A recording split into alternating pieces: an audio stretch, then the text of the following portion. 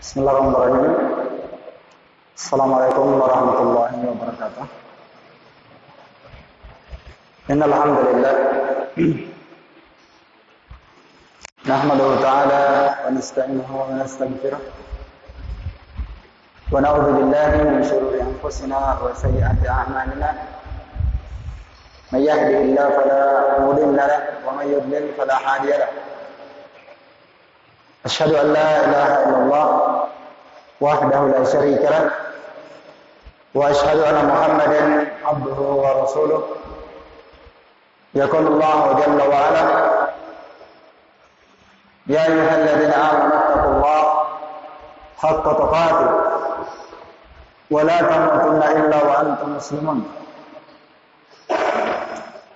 Wa qawluhu ta'ala ya ayyuhalladzina amanu taqullaha wa qulu qawlan sadida yuslih lakum a'malakum wa yaghfir lakum dhunubakum wa may yuti'illaha wa rasulahu faqad faza fawzan 'azima. Ikhwani fid din, a'azzani Allah wa iyyakum, rahimani wa rahimakumullah jami'an. Walhamdulillah, insyaallah taala kita lanjutkan kembali kajian kita membahas kitab Sittatu Mawadi' min as-Sirah. 6 pelajaran dari sejarah hidup Nabi Muhammad sallallahu alaihi wasallam. Pada pertemuan yang telah berlalu, kita telah menjelaskan muqaddimah, pendahuluan dari kitab ini, dan akhir dari penjelasan Syekh Muhammad At-Tamimi rahimahullah ta'ala. Beliau berkata, la'allallaha ayyahana dinal anbiya litattabi'ahu wa dinal musyrikin litatrukahu. Semoga Allah Subhanahu wa taala memahamkan kalian agama para nabi dan rasul, dan dengannya engkau akan ittiba, mengikutinya. Wa dinal musyrikin litatrukahu, dan semoga Allah taala memahamkan kalian agama orang musyrikin, kemudian kalian meninggalkannya. Iya. Ini faedah dari mempelajari sirah, supaya kita paham agama para nabi dan rasul, kita paham tauhid, dan kita paham syirik. Karena tujuan setiap nabi dan rasul diutus dengan 2 hal tersebut. Walaqad ba'atsna fi kulli ummatin rasulan an i'budullaha wajtanibut taghut. Dan sungguh kami telah mengutus pada setiap umat seorang rasul. Seruan rasul itu semuanya sama. Ani'budullah, sembahlah Allah. Tauhidkan Allah Subhanahu wa taala dalam segala ibadah kalian. Wajtanibut taghut, dan tinggalkan segala at-taghut. At-taghut, kata Imam Malik, kullu ma ubida min dunillah. Setiap apa saja yang disembah selain daripada Allah Ta'ala itu namanya taghut. Dan sebagian para ulama menafsirkan taghut, setiap apa saja yang disembah selain Allah Ta'ala wa huwa rabin, dalam kondisi yang disembah itu ridho, maka masuklah di dalamnya tukang sihir, para pemimpin, dan para tokoh yang memang mengajak kaumnya supaya dia disembah. Termasuk para pemimpin seperti Fir'aun dan semisalnya, yang mengajak kaumnya supaya masuk dia. Baik, dan banyak contoh-contoh taghut yang disebutkan oleh Imam Ibnu Qayyim rahimahullah taala. Ada 5 taghut yang beliau sebutkan, pemimpin taghut, walaupun taghut itu bentuknya banyak. Kemudian di akhir dari muqaddimah beliau tinggal 1 kalimat beliau, kemudian kita masuk di inti pembahasan. Kata beliau, fa inna aktsara man yadda'i ad-din wa yadda'i annahu minal muwahhidin la yafham sunnah kama yanbaghi. Karena sungguh kebanyakan dari orang-orang yang mengaku bahwa dia adalah seorang yang beragama, mengaku dia adalah orang yang berilmu. Banyak orang yang mengaku berilmu, wa yadda'i annahu minal muwahhidin, banyak mengaku bahwa dia adalah seorang muslim, banyak yang mengaku bahwa dia adalah seorang yang bertauhid. Tapi ternyata dia la yafham as-sunnah, dia tidak paham sebenarnya apa itu sunnah. Sunnah yang dimaksudkan yakni ajaran Nabi SAW. Dia tidak mengerti tentang apa yang dibawa oleh Rasulullah SAW. Tidak mengerti tentang petunjuk, ajaran yang hak yang dibawa oleh Nabi SAW. Iya. Mereka tidak memahami Islam dan sunnah yang sebenarnya. Kama yang bagi, sebagaimana yang semestinya. Baik. Karena itulah Syekh Shalih Fauzan memberikan ta'liqat, memberikan penjelasan sedikit dari perkataan beliau ini. Kata beliau, orang-orang jahiliyah, musyrikin di zaman dahulu, mereka itu mendekatkan diri kepada Allah, bertakarrub mendekatkan diri kepada Allah, tapi dengan cara berbuat syirik. Dan mereka menyatakan itu sebagai apa? Ibadah. Bahkan dari semua ibadah orang musyrikin nanti akan dijelaskan mereka berhaji juga. Ya, bahkan mereka membantu orang-orang yang haji dan umrah. Mereka memberikan makan orang yang haji dan umrah. Mereka juga bersedekah. Mereka dikenal memuliakan tamu. Banyak ibadah mereka. Ibadah orang musyrikin yang paling mulia, ibadah orang musyrikin yang paling agung di sisi mereka adalah kesyirikan. Adalah ittikhadul awliya. Mereka menjadikan para wali dan orang salih sebagai wasilah untuk mendekatkan diri kepada Allah. Sama dengan apa yang dilakukan sebagian manusia di zaman ini, mereka mendatangi kuburan para wali. Ya, Sunan ini, wali ini. Kalau di Jawa ada Wali Songo. Kalau kita di Sulawesi ada Wali Pituwe. Ya, Perikan Kongiro Wali Pituwe. Ada fotonya, dikasih kantong dengan dompet. Nanti tidak bisa ditangkap polisi. Disimpan itu gambarnya para wali di warung makan supaya laris jualannya. Diambil berkah para wali kan? Iya. Ibadah orang musyrikin yang paling mulia itu tadi, menjadikan orang saleh sebagai wasilah sarana untuk mendekatkan diri kepada Allah. Ya. Nanti akan disebutkan dua ayat Al-Qur'an. Dan ini dua ayat yang sangat penting untuk dihafalkan dan sepantasnya untuk dihafalkan oleh semua orang yang berislam. Dua ayat penjelasan Allah Subhanahu wa taala tentang mengenal hakikat agama orang musyrikin. Dua ayat. Satu dalam surah Yunus dan satu dalam surah Az-Zukhruf. Ya, sebagaimana nanti akan dijelaskan, diterangkan ya. Satu dalam surah Yunus dan satu dalam surah Az-Zumar. Dalam surah Yunus ayat 18 dan dalam surah Az-Zumar ayat 3. Ini ayat sangat penting dihafalkan. Kalau kita hafal ayat ini, maka kita akan mengenal bagaimana sebenarnya orang musyrikin itu. Jadi jangan disalahpahami, orang musyrikin itu mereka tidak menyembah batu ya. Sembah batu. Benda mati. Ya, mereka berkata, "Mana abuduhum? Kami tidak menyembah ini," kata orang musyrikin dalam Al-Quran. "Mana abuduhum? Kami tidak menyembah ini, patung-patung ini." Bahkan mereka katakan, "Kami tidak menyembah para wali dan orang saleh tadi." Tidak. Mereka datangi kuburannya. "Mana abuduhum illa liyaqarribuna ila Allah zulfa." Itu yang Allah sebutkan dalam Al-Quran dalam surah Az-Zumar, ya, dalam surah Az-Zumar. Kami tidak menyembah mereka kecuali dengan tujuan sebenarnya, tujuan kami ingin menyembah Allah Subhanahu wa taala agar supaya mereka mendekatkan diri kami dengan Allah Subhanahu wa taala. Jadi mereka menjadikannya wali-wali itu sebagai orang saleh.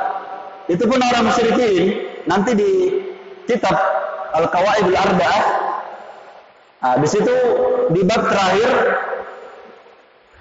Syekh Muhammad At-Tamimi rahimahullah taala, di situ beliau menjelaskan perbedaan orang-orang musyrikin di zaman jahiliyah, di zaman Nabi, itu beda dengan orang musyrikin di zaman sekarang. Kalau orang musyrikin di zaman dahulu, itu yang mereka sembah orang-orang saleh. Para malaikat, Uzair, Nabi Isa. Ya. Mereka berkata Uzair ibnullah, Uzair itu anaknya Allah. Uzair itu adalah seorang nabi dari Bani Israel. Nabi Isa adalah Rasul yang paling mulia, ulul azmi. Yang mereka sembah Maryam. Yang mereka sembah adalah Lata dan Uzza. Lata dan Uzza dalam sebagian penafsiran, dia adalah orang yang salih. Ya, sebagaimana nanti akan diterangkan dalam kitab ini juga. Mereka menyembah orang-orang salih. Adapun orang di zaman sekarang, bukan orang salih yang didatangi, orang-orang yang tidak salih. Bahkan ada orang yang menyembah kuburan. Dia datangi kuburan, cari berkah di situ, kuburan Belanda. Yang penting dapat berkah, ya, dapat kesembuhan. Kuburan orang-orang fasik, kuburan yang dulu dikenal tidak salat. Iya. Ikhwani fi din, azani Allah wa iyyakum rahimani wa rahimakumullah jami'an. Jadi banyak orang yang mengaku beragama, berilmu, bertauhid, tapi dia tidak paham sunnah. Sehingga mereka mendekatkan diri kepada Allah Ta'ala dengan berbuat syirik. Mereka menyembelih untuk para wali dan orang saleh, datang ke kuburannya, dia menyembelih untuknya, bertabarruk di kuburannya, datang ke kuburan cari berkah. Bahkan mereka kadang melakukan istighosah, minta dalam kondisi gawat dan genting. Iya, mereka meminta kepada wali-wali tersebut. Dan ini insyaallah Ta'ala nanti di pelajaran yang pertama, di situ nanti akan kita jelaskan tentang pembahasan syirik. Ya. Baik, kita masuk di penjelasan yang pertama kata beliau. Al-mawadi'ul awwal. Pelajaran yang pertama dari kitab ini. Jadi di sini ada sittatu mawadi', ada 6 pelajaran. Ada 6 pelajaran dari sirah Nabi sallallahu alaihi wasallam. Beliau dalam kitab ini, pengarang kitab mengambil sisi akidah. Ya. Mengambil sisi akidah dari sejarah Nabi sallallahu alaihi wasallam. Apa pelajaran yang pertama? Kisah nuzulil wahyi, yaitu kisah turunnya wahyu. Kisah turunnya wahyu yang pertama. Wa fiha anna awwal ayatin arsalaha Allah biha. Di dalam kisah awal turunnya wahyu, di dalam kisah itu Allah Subhanahu wa taala mengangkat Nabi Muhammad sallallahu alaihi wasallam menjadi rasul dengan firman Allah Subhanahu wa taala dalam surah Al-Mudaththir ayat pertama sampai ayat yang ke-7. Nah, ini harus kita kenal. Kita harus tahu apa itu sejarah. Kalau kita belajar sejarah, kita akan paham agama Islam. Kalau kita paham apa yang dibawa Nabi SAW, kita akan contoh beliau. Ayat yang mengangkat Nabi SAW menjadi Rasul adalah surah Al-Mudaththir ayat 1 sampai 7. Adapun ayat yang mengangkat Nabi SAW menjadi Nabi, jadi setiap Nabi belum tentu Rasul, ya. Tapi setiap Rasul pasti apa? Pasti Nabi. Baik. Kita bacakan kisahnya di sini. Dijelaskan sedikit oleh Syekh Shalih Fauzan. Kata beliau, "Kana Nabi SAW qabla al-ba'tsah mukhalifan lima alaihi al-musyrikun." Adalah Nabi Muhammad sallallahu alaihi wasallam sebelum beliau diangkat menjadi seorang nabi dan rasul, beliau itu memang dulu menyelisih orang-orang musyrikin. Jadi memang ada kelainan dari Nabi SAW. Sebab Nabi Muhammad itu jauh sebelum diangkat menjadi nabi dan rasul, masih muda belia, ya, itu tidak pernah menyentuh berhala, tidak pernah. Belum diangkat jadi nabi dan rasul, beliau tidak pernah menyentuh berhala sebagaimana disebutkan dalam sejarah beliau. Tidak pernah menyentuh berhala, dan tidak pernah menyembah berhala, tidak pernah. Beliau dikenal orang yang jauh dari yang namanya bau-bau kesyirikan dan berhala. Lam ya'budil asnam, beliau tidak pernah menyembah berhala, bahkan beliau fitrahnya menyelisihi kaumnya. Ya, menyelisihi kaumnya. Maka karena Nabi SAW melihat kondisi kaumnya ini lain, maka mulailah beliau melakukan at-tahannus. At-tahannus, ada kecenderungan beliau untuk menyendiri. Ya, ada kecenderungan beliau untuk apa? Untuk menyendiri di gua. Ini namanya apa? Fitrah. Fitrah Hanifiyah. Kecenderungan, ada kecenderungan kepada Allah Subhanahu wa taala untuk beribadah kepadanya. Di mana belum ada petunjuk cara beribadah, belum ada. Jadi apa yang dilakukan Nabi SAW ini sama yang dilakukan oleh Nabi Ibrahim, kata para ulama. Nabi Ibrahim sebelum diberikan wahyu dia beribadah kepada Allah Taala. Apa yang dilakukan? Kan dia lihat bintang-bintang, ya kan? Dalam Al-Quran, dia lihat bintang, dia lihat matahari, dia lihat bulan. Lalu berkata, "Hada Rabbi." Dia berkata, ini adalah Rabbku. Falamma afalat, ketika bulan itu hilang, matahari itu hilang, ya, maka dia berkata, Rabbku tidak akan mungkin hilang. Kenapa ada Rabb hilang? Harusnya Rabb itu disembah terus. Mulai beribadah seperti itu. Maka Nabi SAW i'tizal anin nas, beliau i'tizal, meninggalkan manusia, lalu beliau pergi ke Gua Hira. Gua Hira ini adalah alal jabal, gunung yang paling tinggi yang searah dengan Ka'bah. Maka di sana beliau duduk beberapa hari, pulang. Kadang beliau duduk sampai 1-2 bulan, setelah itu pulang. Beliau di sana menyembah Allah dengan fitrahnya. Dengan fitrahnya. Ya. Dan ada juga orang sahabat seperti ini juga. Ada juga seorang sahabat yang seperti ini. Walaupun kebanyakan para sahabat itu dulu penyembah berhala, ya. Mayoritasnya itu menyembah berhala. Ya, makanya sahabat Umar Ibnu Khattab radhiyallahu taala anhu, kalau beliau bermajlis bersama dengan sahabat yang lain, kadang beliau tertawa dan kadang beliau menangis. Lalu beliau berkisah, kenapa beliau menangis? Dulu kalau kita punya anak perempuan di zaman jahiliyah, itu dikubur hidup-hidup. Mereka punya anak perempuan, ya, maka mereka seakan-akan ditimpa musibah yang sangat besar. Mereka malu punya anak perempuan, maka mereka pun menguburnya hidup-hidup. Makanya Allah berfirman, wa idzal mau'udatu su'ilat, dan ingatlah ketika anak-anak perempuan yang masih kecil itu yang dikubur hidup-hidup nanti akan ditanya hari kiamat, kenapa kamu dikubur? Ya, maka akan ditanya orang tuanya. Akan ditanya orang tuanya. Jadi Umar menangis karena mereka berbuat jahiliyah di zaman dahulu. Dan dulu anak perempuan itu tidak ada nilainya. Di zaman jahiliyah sebelum Nabi SAW diutus, perempuan itu tidak ada nilainya.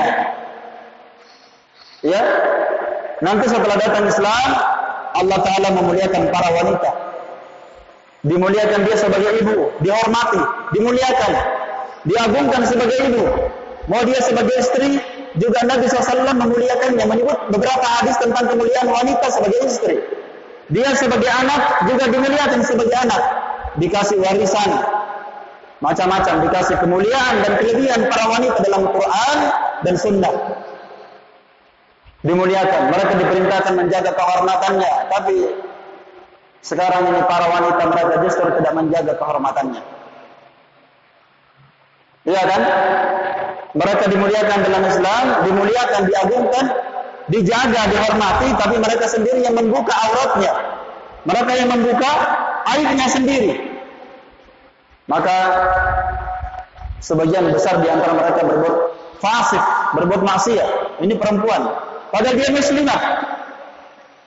Bahkan ada yang melakukan TikTok. Tahu TikTok? Kalau laki-laki main TikTok masih mending. Walaupun itu sangat tidak baik. bikin malu, hilang apa? Urat malunya hilang. Kita ini awam, misalnya kita ini awam, main TikTok itu bikin malu sekali, aib. Apalagi kalau kita menuntut ilmu, lebih aib lagi. Bergerak sana sini kayak orang bodoh. Yang lebih parah kalau perempuan yang main TikTok, itu bikin malu. Nah, sangat merusak. Baik. Kemudian Umar tertawa. Kenapa Umar tertawa? Nah, ini pembahasan kita di sini ya. Nih. Sebagian sahabat itu memang dulu menyembah berhala. Umar tertawa karena dulu kita, kata Umar, kita yang bikin Tuhan kita dari adonan roti. Jadi dia buat Tuhannya dari adonan roti. Kalau kita lapar dimakan hidungnya, dimakan telinganya kalau lapar. Kalau dibikin lagunya, kalau dia lapar dia makan. Ini kan kejahilian yang sangat bodoh sekali dulu kan. Coba kalau tidak ada Nabi SAW, maka mereka akan berada dalam kebodohan yang sangat. Iya. Maka Nabi SAW, Allah Subhanahu Wa Taala di Bukit Hira atau di Gua. Maka setelah terjadi beberapa bulan, Nabi melakukan ta'annus. Ya, Nabi SAW melakukan ta'annus, berdiam diri, maka datanglah malaikat Jibril di sana. Datanglah malaikat, lalu malaikat ini berkata, "Iqra." Nah, inilah awal mula nanti turunnya surah Al-Alaq. Kata malaikat ini, "Iqra." Maka Nabi berkata, "Ma ana biqari." Saya tidak pandai membaca. Saya tidak bisa membaca. Iya. Disuruh baca lagi, "Iqra." Terus Nabi menjawab, "Ma ana biqari." Saya tidak bisa membaca. Ya. La sunul qiraah, saya tidak sanggup membaca. Karena memang apa? Nabi SAW itu dikenal dengan An-Nabiyul Ummi, Nabi yang ummi. Enggak bisa membaca, enggak bisa menulis. Nabi SAW itu enggak tahu menulis. Coba lihat sejarah di mana Nabi SAW kalau beliau ingin mengirim surat ke raja-raja Persia dan Romawi, itu yang disuruh kutab. Kutab itu ahli tulisnya Nabi. Kalau kita bahasanya sekarang apa? Sekretarisnya. Nabi suruh tulis Bismillahirrahmanirrahim bin Muhammad ila Hirakal Azimir Rum. Salamun ala man ittaba'al huda. Sebut dalam suratnya. Tulis ini dari Nabi Muhammad kepada Hirakal, rajanya negeri Rum. Keselamatan bagi siapa yang mau mengikuti hidayah dan kehancuran bagi siapa yang tidak mau masuk Islam. Itu yang disuruh tulis adalah juru tulisnya, kutab. Nabi tidak bisa baca dan tidak bisa nulis. Dan itu Allah abadikan dalam Al-Quran, diantaranya dalam surah Al-Ankabut. Wa ma kunta tatlu min qablihi min kitabin wa la takhuttuhu bi yaminik. Dan engkau ya Rasulullah tidak bisa membaca, tidak pernah membaca satu kitab pun sebelum Al-Quran. Jadi Nabi SAW tidak pernah membaca sebelum adanya Al-Quran. Nabi tidak pernah membaca kitab apa saja, dari kitabnya orang Yahudi, dari kitab orang Nasrani, dari kitab-kitab ahli kitab. Nabi tidak pernah membacanya. Wala takhuttuhu biyaminik, dan kamu juga tidak pernah menulis dengan tangan kananmu, tidak pernah. Jadi Nabi tidak pernah menulis, tidak pernah apa? Tidak pernah membaca. Dan kalau seandainya Nabi SAW, kata Allah, pandai menulis, diketahui pandai menulis dan pintar membaca, sering membaca kitab, lartabat al-mubtilun, niscaya orang yang ragu akan mengingkari Al-Quran yang datang dari Nabi SAW. Iya kan? Tapi karena Nabi SAW tidak pandai nulis, tidak pandai membaca, dan tidak pernah baca kitab sebelumnya dikenal seperti itu, lalu dia datangkan Al-Quran, maka nggak ada yang ragu. Nggak mungkin dia bikin sendiri, tulis saja dia tidak tahu. Membaca nggak bisa. Kenapa dia bisa mendatangkan kalimat-kalimat yang menembus langit yang ketujuh? Ketika orang-orang ahli fasih datang kepada Nabi SAW, fusha ya, karena di zaman Nabi SAW itu puncak dari al-fusha, puncak dari kesempurnaan bahasa Arab. Dan setiap Nabi dan Rasul itu diberikan mukjizat oleh Allah Subhanahu wa taala sesuai dengan kondisi zamannya. Coba lihat Nabi Musa, coba lihat Nabi Isa. Ada mukjizat yang Allah berikan kepada dia karena itu yang berkembang di zamannya. Nabi Musa yang berkembang di zamannya apa? Sihir. Maka Nabi Musa diberikan mukjizat apa? Yang orang menyangka itu sihir, padahal bukan sihir.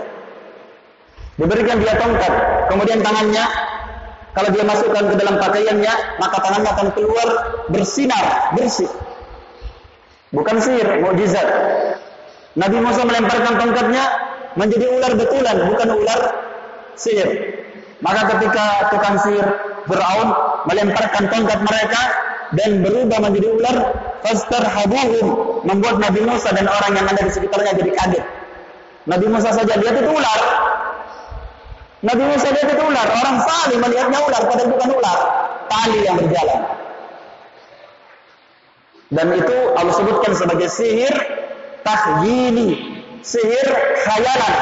Karena sihir itu terbagi-bagi ya. Ada sihir ataf, ada sihir saraf, ada sihir takhyili. Adapun sihir tidak ada yang bentuknya hakikat bisa berubah. Ini air saya rubah jadi merpati, itu tidak ada itu ceritanya. Kalau seandainya itu tukang sihir bisa merubah ini, maka tukang sihir yang paling kaya di alam semesta ini. Dia akan rubah ini rumah, masjid jadi uang. Iya kan? Tapi tidak bisa. Itu cuma khayalan saja. Itu yang dilihat oleh Nabi Musa alaihissalam. Maka Nabi Musa disuruh lemparkan tongkatnya berubah jadi apa? Ular asli atau ular palsu? Ular asli, mukjizat. Karena itu yang berkembang di zamannya, Nabi Musa diberikan mukjizat seperti itu. Demikian pula nabi-nabi yang datang setelahnya, termasuk Nabi Muhammad sallallahu alaihi wasallam, karena yang berkembang di zaman Nabi SAW puncak keaslian bahasa Arab, fusha. Makanya orang Arab itu di zaman dahulu kalau berbicara itu bersajak-sajak. Kalau berbicara itu seperti bersyair-syair. Karena kesempurnaan bahasa Arab ada di zaman Nabi SAW. Maka Allah Ta'ala berikan mukjizat Nabi Muhammad apa? Al-Quran. Maka datanglah orang-orang yang ahli bahasa Arab, orang-orang yang fusha, datang kepada Nabi SAW. Nabi Muhammad hanya membacakan Al-Quran, Alif Lam Mim, dibacakan Amin. Orang itu pulang. Dia berdiam di rumahnya selama beberapa hari. Dia berkata, ini tidak pernah saya dengarkan kalimat seperti ini. Lalu datanglah kaumnya berkata, apa yang kamu katakan tentang Nabi Muhammad? Kamu sudah datang dan kami mengutus antum, jadi orang Quraisy, dia panggil orang yang paling pintarnya bahasa Arab, jumpai Nabi Muhammad, bantah dia. Ternyata setelah sampai di Nabi Muhammad, Nabi hanya membacakan ayat Al-Quran dan dia tidak bisa bicara, tidak bisa ngomong. Ini kalimat menembus langit. Tidak ada manusia yang bisa mengucapkan kalimat seperti ini. Tidak mungkin manusia mengucapkan seperti ini, tidak bisa. Karena kalimatnya tersusun, mengalahkan kalimat-kalimat mereka. Makanya kan Allah mengancam orang Quraisy. Mau apa? Allah Subhanahu wa taala mengatakan, datangkan semisal Al-Quran, satu ayat saja. Satu surah, tidak bisa satu ayat. Walaupun semisal dengan Al-Quran sedikit saja. Maka ketika ada di antara orang kafir Quraisy, dia buat ayat, maka justru hanya membuat tertawa orang-orang. Dia buat. Maka setelah orang yang telah mendatangi Nabi SAW dan bercerita, apa yang kamu dengarkan dari Nabi SAW? Dia berkata, saya sudah mendengarkan semua ucapannya tukang sihir. Saya sudah dengarkan. Saya sudah mendengarkan semua ucapan para dukun. Saya sudah mendengarkan semua orang yang paling ahli berbahasa Arab. Tidak ada orang yang bisa mengucapkan kalimat seperti kalimatnya orang itu. Maka pun dia pun berdiam di rumahnya. Tapi karena lama-kelamaan, karena teman-temannya banyak orang tidak baik, dikasih terus syubhat, akhirnya dia simpulkan Nabi SAW adalah asyair, seorang penyair. Berubah. Padahal tadinya dia sudah mau membenarkan. Baik. Ini ikhwan fiddin, Nabi SAW, di antara mukjizat Nabi SAW yang paling besar adalah Al-Quran, ya, dan Sunnah. Jadi setelah Nabi disuruh baca, beliau berkata, saya tidak bisa baca. Summa yadummu dhammatan syadidah, sampai malaikat Jibril ini menghimpit Nabi SAW. Nabi SAW dipeluk dengan sangat keras. Setelah itu dilepas, lalu dikatakan Iqra, bacalah. Ma ana biqari. Lagi-lagi Nabi berkata, saya tidak bisa membaca. Lalu dipeluk lagi kedua kalinya, dikatakan baca. Nabi jawab lagi, ma ana biqari, saya belum bisa membaca. Sampai ketiga kalinya atau sampai beberapa kali, malaikat Jibril membacakan firman Allah Ta'ala, Iqra bismi rabbikal ladzi khalaq, khalaqal insana min 'alaq, Iqra wa rabbukal akram alladzi 'allama bil qalam 'allamal insana ma lam ya'lam. Surah Al-Alaq ayat 1 sampai ayat yang kelima. Setelah dibacakan ayat ini kepada Nabi SAW, maka Nabi SAW pun membacanya dan menghafalkannya. Dan inilah wahyu yang paling pertama turun, yang dengannya Nabi Muhammad diangkat menjadi apa? Nabi atau Rasul? Baru Nabi, belum Rasul. Kenapa baru Nabi? Karena Nabi belum disuruh berdakwah. Iya, Nabi belum disuruh berdakwah. Dan ini ayat turun itu kurang lebih 2 tahun ya, baru turun ayat yang kedua. Makanya Nabi SAW itu mengkhawatirkan dirinya ketika turun ayat ini, ya, Nabi diangkat menjadi Rasulullah SAW diangkat menjadi Nabi pada waktu itu. Setelah itu Nabi SAW pulang ke rumahnya, berjumpa dengan istrinya. Siapa istrinya? Khadijah radhiyallahu anha, wanita yang paling saleh, ya, wanita yang paling saleh. Iya, nah, yang kata Nabi SAW, tidak ada wanita yang sempurna di alam semesta kecuali 4 orang. Salah satunya ini Khadijah. Jadi antaranya siapa? Asia bintu Mazahim imra'atu Fir'aun, Asia istrinya Fir'aun. Wanita yang kedua yang paling terbaik adalah Maryam bintu Imran, ibunya Nabi Isa alaihissalam. Wanita yang ketiga adalah siapa? Khadijah bintu Khuwailid, istri Nabi SAW yang paling pertama, yang paling banyak membantu Nabi berdakwah. Yang keempat siapa? Fatimah bintu Muhammad, yang kata Nabi SAW pimpinan Sayyidah, pimpinan para wanita pemudi ya dalam surga adalah Fatimah, kata Nabi SAW. Jadi Fatimah itu anaknya Nabi SAW. Jadi ini ibu dan anak. Jadi Fatimah ini anaknya Khadijah. Ibu dan anaknya sama-sama penduduk surga. Biasa ya. Keturunan saleh. Dan Khadijah ini luar biasanya Khadijah. Khadijah ini banyak mendapatkan gangguan, ya, banyak mendapatkan gangguan. Suatu ketika Jibril datang kepada Nabi SAW dan Jibril berkata, ya Allah, sampaikan salamnya Allah Ta'ala kepada Khadijah. Allah memberikan salam dan memberikan kabar gembira kepada Khadijah bahwa Allah Ta'ala menyiapkan rumah di dalam surga untuk khusus untuk dia. Iya.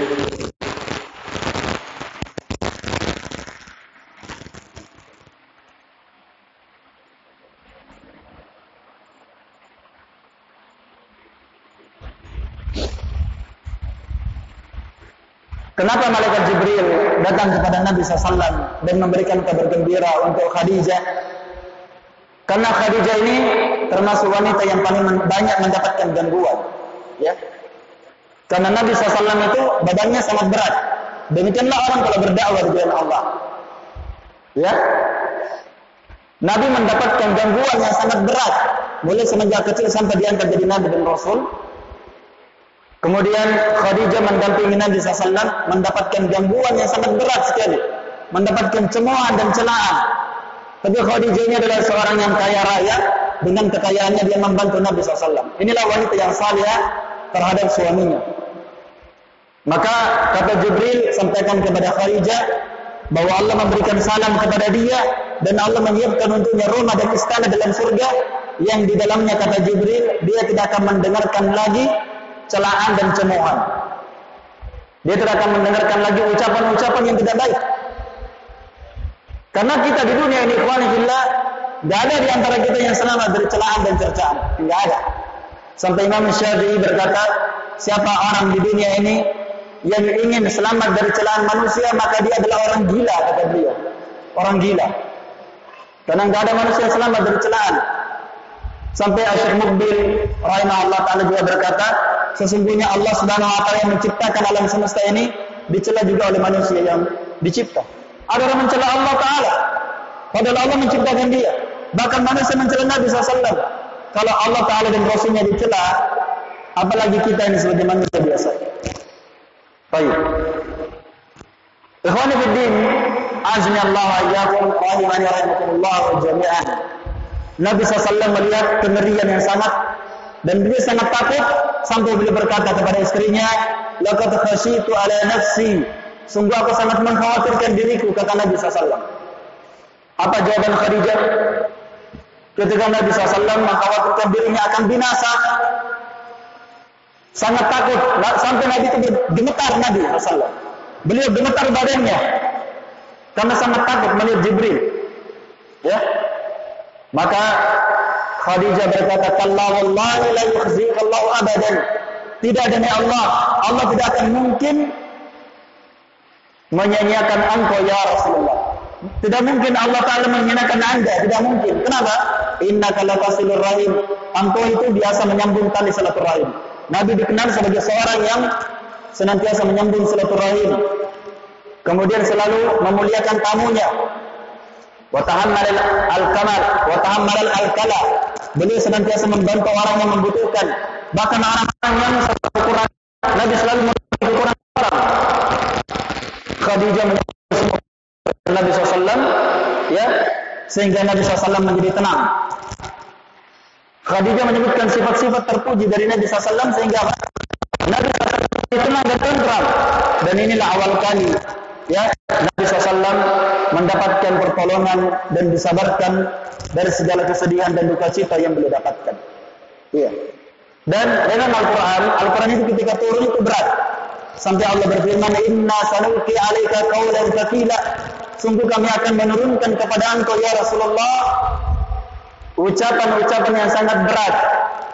Karena itu Nabi menerima wahyu itu sangat berat sekali. Malaikat saja diterangkan dalam sebuah hadis. Jadi wahyu itu adalah kalamullah.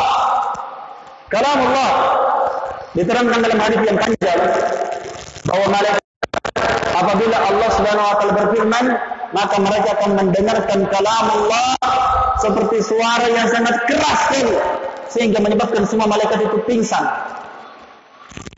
Kalau Allah Taala berfirman, maka semua malaikat apa? Dalam hadis, semua malaikat itu pingsan. Saking keras dan beratnya itu wahyu. Ya. Dan yang paling pertama sadar di antara para malaikat adalah malaikat Jibril. Menerima wahyu tersebut yang sangat berat, lalu diturunkan kepada Nabi Muhammad SAW di bawah. Ya, ini dalil menunjukkan bahwa betapa agung dan besarnya Allah Subhanahu wa taala. Betapa kuatnya Dia. Lalu malaikat setelah Jibril menerima wahyu, para malaikat berkata, "Mada qala rabbuna ya Jibril?" Apa yang difirmankan oleh Allah Taala ya Jibril? Qala al-haq. Kata Jibril, Allah Taala berfirman al-haq, dengan kebenaran. Maka Jibril membawa wahyu itu kepada Nabi Muhammad. Maka Allah Taala berfirman, Inna sanulqi alaika qawlan tsaqila dalam surah Al-Muzammil. Sungguh kami akan menurunkan kepada engkau ya Rasulullah ucapan yang sangat berat. Karena itu para sahabat kalau melihat Nabi SAW diam dan tidak bergerak dan sampai Nabi kadang menundukkan dirinya, kemudian seluruh keringatnya keluar, itu karena turun wahyu kepada beliau. Seperti ditindis gunung. Seperti beliau ditindis gunung, berat sekali. Iya. Makanya Nabi SAW berkata, saya akan binasa ini. Saya akan hancur. Disebabkan karena ini. Ini di awal kalinya turun wahyu kepada Nabi SAW. Kemudian kali yang kedua, dan ini jaraknya sekitar 2 tahun, dan Nabi SAW sudah berputus asa bahwa mungkin tidak ada lagi wahyu yang turun kepada beliau. Macam-macam. Itu kalau bahasa kita galau. Nabi SAW selalu galau. Bagaimana ini? Jangan sampai tidak berhasil atau bagaimana? Karena Nabi SAW itu dibawa oleh istrinya yang bernama Khadijah, dibawa kepada pamannya Khadijah yang bernama siapa? Waraqah bin Naufal. Waraqah bin Naufal ini adalah seorang ahli kitab yang mengerti tentang kitab. Pamannya Khadijah. Nabi dibawa kepada Waraqah bin Naufal. Kemudian ditanya Waraqah bin Naufal ini tentang apa yang dialami Nabi SAW. Apa kata Waraqah bin Naufal? Itu adalah malaikat yang juga mendatangi Nabi Musa alaihissalam. Malaikat Jibril, utusan Allah Subhanahu wa taala.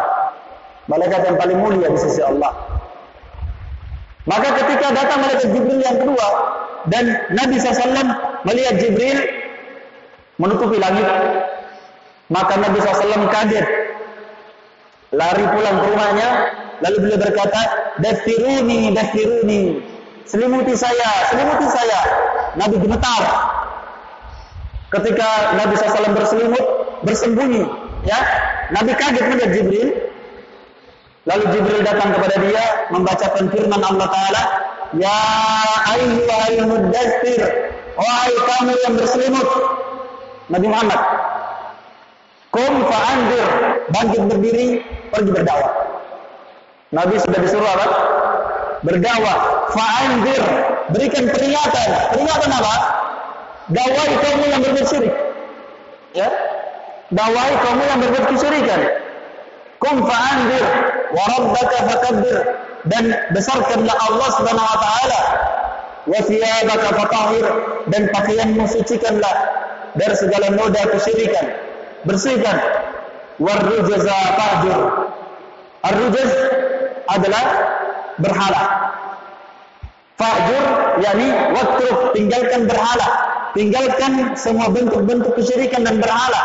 Dakwai kaummu, tinggalkan kesyirikan. Inilah awal mula Nabi SAW diperintahkan untuk berdakwah. Beliau disuruh berdakwah, dakwai kaummu supaya bertauhid dan tinggalkan kesyirikan.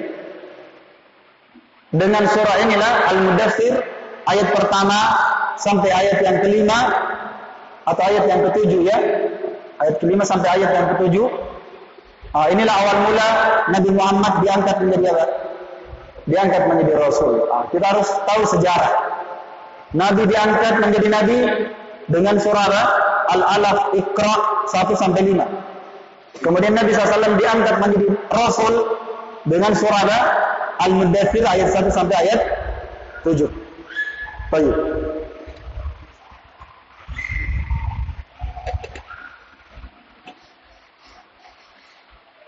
Waktu habis. Ya. Sekian cukup ikhwan. Insyaallah taala kita lanjutkan kisah ini nanti pada pertemuan akan datang.